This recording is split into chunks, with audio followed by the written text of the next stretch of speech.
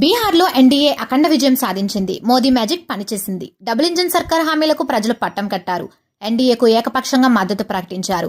హోరాహోరీ పోరు తప్పదనే అంచనాలు తలకిందులయ్యాయి. మహాగఠ్ బంధన్కు ఊహించని పరాభవం మిగిలింది.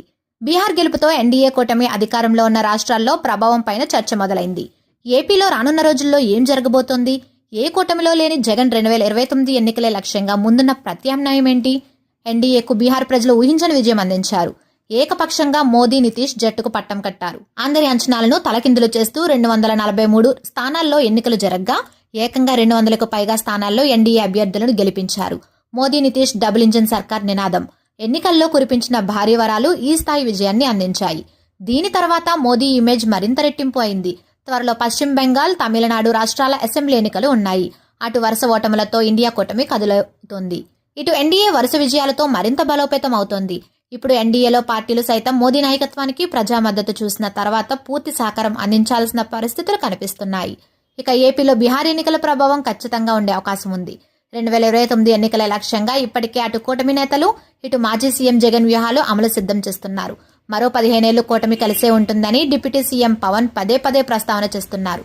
అటు మోదీ నాయకత్వానికి సీఎం చంద్రబాబు పూర్తి మద్దతు ప్రకటిస్తున్నారు. మోదీ సమర్థతను ఆకాశానికి ఎత్తుతున్నారు. 2029 ఎన్నికల్లో అధికారం నిలబెట్టుకోవడమే చంద్రబాబు ముందున్న అసలైన లక్ష్యం. ఏపీ ప్రస్తుతం ఉన్న పరిస్థితుల్లో కేంద్ర సాయం అంతే అవసరం. 2019 ఎన్నికల ముందు చోటు చేసుకున్న పరిణామాలు, తదనంతర ఫలితాలతో నష్టపోయిన టీడీపీ నాయకత్వం ఈసారి అప్రమత్తమైంది.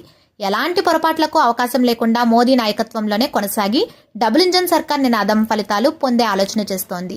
ఇక మాజీ సీఎం జగన్ పార్టీ ఏర్పాటు నుంచి ఇప్పటి వరకు ఏ ఎన్నికల్లోనూ పొత్తు పెట్టుకోలేదు. 2014, 2019, 2024 ఎన్నికల్లోనూ ఒంటరిగానే పోటీ చేశారు. 2024లో కూటమి పైన సింగిల్ గా పోటీ చేసి కేవలం 11 సీట్లకే పరిమితమయ్యారు. ఇప్పుడు కూటమి 2029 ఎన్నికల్లో కలిసే ఉండడం ఖాయంగా కనిపిస్తోంది. దీంతో జగన్ వచ్చే ఎన్నికల కోసం వామపక్షాలు కాంగ్రెస్ తో జత కడతారనే అంచనాలు వ్యక్తమవుతున్నాయి.